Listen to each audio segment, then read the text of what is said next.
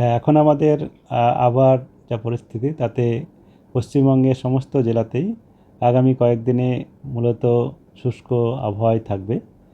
আর দিনের তাপমাত্রা বা সর্বোচ্চ তাপমাত্রা খুব বেশি তারতম্য হওয়ার সম্ভাবনা নেই, যেমন আছে। যেমন আমাদের পশ্চিমের জেলাগুলোতে এখন 32 থেকে 35 এরকম রেঞ্জে রয়েছে, আর উপকূলের জেলাগুলোতে আমাদের এখন যেটা তাপমাত্রা রয়েছে 30 থেকে 33-এর মধ্যে এরকম রেঞ্জেই থাকবে, ±1-2 ডিগ্রির মধ্যে হতে পারে। তাছাড়া দিনের তাপমাত্রা খুব বেশি তারতম্য হওয়ার সম্ভাবনা নেই। আর রাতের তাপমাত্রাও তাই। রাতের তাপমাত্রা আজকে আমাদের কয়েকটা জায়গায়, উপকূলের অঞ্চলের কয়েকটা জায়গায় সামান্য একটু বেশির দিকে রয়েছে, যেটি আগামীকাল কমে যাবে। কারণ আজকে কিছুটা সকালের দিকে বা রাত্রের দিকে মেঘলা আকাশ থাকার জন্যে এবং জলীয় বাষ্প বায়ুর নিম্নস্তরে থাকার জন্যে তাপমাত্রা কিছুটা ন্যূনতম তাপমাত্রা বা যে সর্বনিম্ন তাপমাত্রা সেটি একটু বেশি ছিল, সেটি 1-2 ডিগ্রি কমের দিকে আসতে পারে। তবে খুব বেশি সিগনিফিক্যান্ট নয়, এখন স্বাভাবিকের কাছাকাছি বা স্বাভাবিকের থেকে 1-2 ডিগ্রি বেশি থাকবে। আর আগামী কয়েকদিনে বৃষ্টির তো কোনো সম্ভাবনা নেই, তবে উত্তরবঙ্গের জেলাগুলিতে আগামী দুদিনে হালকা বৃষ্টিপাত কয়েক জায়গায় হওয়ার সম্ভাবনা রয়েছে। মূলত আমাদের দার্জিলিং, জলপাইগুড়ি, কালিম্পং এবং আলিপুরদুয়ার এই 4টি জেলাতে আজকে মূলত এই জেলাগুলির উত্তরাংশে বৃষ্টিপাতের সম্ভাবনা রয়েছে। আর আগামীকালও আমাদের দার্জিলিং, কালিম্পং জেলাতে কিছুটা সম্ভাবনা রয়েছে। বাকি মূলত ড্রাই ওয়েদারই বা শুষ্ক ওয়েদারই থাকবে। আর তাপমাত্রা উত্তরবঙ্গের ক্ষেত্রেও খুব বেশি তারতম্য হওয়ার সম্ভাবনা নেই, তবে উত্তরবঙ্গে দুদিনের পরে সামান্য একটু বাড়ার দিকেই থাকবে, 2 ডিগ্রি পাশাপাশি, তবে খুব বেশি সিগনিফিক্যান্ট সেটা নয়। কলকাতা তার পার্শ্ববর্তী অঞ্চলে যেটা বলা হয়েছে তাতে কলকাতাতে আগামী 24 ঘন্টাতে মূলত প্রধানত পরিষ্কার আকাশই থাকবে। আজকে কিছুটা সকালের দিকে আংশিক মেঘলা আকাশ ছিল, সেটা ধীরে ধীরে এখন পরিষ্কার হয়ে যাবে রাত্রের দিকে, এবং আগামীকালও সাধারণত পরিষ্কার আকাশই থাকবে।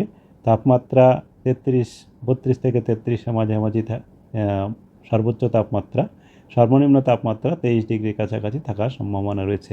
এবং আগামী কয়েকদিনে 2 বা 3 দিন বা আগামী 4-5 দিন পর্যন্তই এই 32 থেকে 34 এই রেঞ্জেই থাকার সম্ভাবনা কলকাতার তাপমাত্রা সর্বোচ্চ, এবং সর্বনিম্ন তাপমাত্রা 21 থেকে 23 এই রেঞ্জে থাকার সম্ভাবনা রয়েছে। আর বৃষ্টিপাতের সম্ভাবনা আমাদের এই সপ্তাহে মানে আগামী 7 দিনের মধ্যে 7ম দিনে মানে 8 তারিখের দিকে আবার উত্তরবঙ্গে এবং দক্ষিণবঙ্গেরও কয়েকটা জেলায় হালকা সম্ভাবনা রয়েছে, যেমন আমাদের পূর্ব পশ্চিম মেদিনীপুর এবং ঝাড়গ্রাম। বাকি তার আগে মূলত শুষ্ক ওয়েদারই থাকবে। এখন তো আমাদের প্রিমনসুন বা সিজন মার্চ মাস শুরু হয়ে গেছে। এখন যেটা হবে মূলত আমাদের থান্ডারস্টর্ম অ্যাক্টিভিটি বা বজ্রবিদ্যুৎ সহ বৃষ্টিপাতের সম্ভাবনাই বেশি থাকে। সেটাই 8 তারিখের সম্ভাবনা, যেটা আমি দক্ষিণবঙ্গের ক্ষেত্রে বললাম, সেটা সম্ভাবনা কম, তবে উত্তরবঙ্গে হওয়ার সম্ভাবনা থাকছে। উত্তরবঙ্গে দার্জিলিং, কালিম্পং, জলপাইগুড়ি এই 3টি জেলাতে হওয়ার সম্ভাবনা রয়েছে। যেটা আমাদের থান্ডারস্টর্মের সাহায্যে যেটা বৃষ্টিটা হয় প্রিমনসুনে, সেই বৃষ্টিপাত। কোনো সিস্টেম ওই সময় আপনার, এই সময় কি হয়, এই সময় আপনার যেটা বৃষ্টিপাতটা হয় সেটি বঙ্গোপসাগর থেকে ময়েশ্চার জলীয় বাষ্প প্রবেশ করে, তার সাথে সাথে যে তাপমাত্রা বাড়তে থাকে তার ফলে বজ্রগর্ভ মেঘের সঞ্চার হয়ে বৃষ্টিপাতটা হয়। সেই ধরনেরই হওয়ার সম্ভাবনা থাকবে। আর উত্তরবঙ্গের ক্ষেত্রে পশ্চিমে ঝঞ্ঝা উপর দিয়ে যখন কিছুটা যায় তখন সেটাও কিছুটা প্রভাব বিস্তার করে।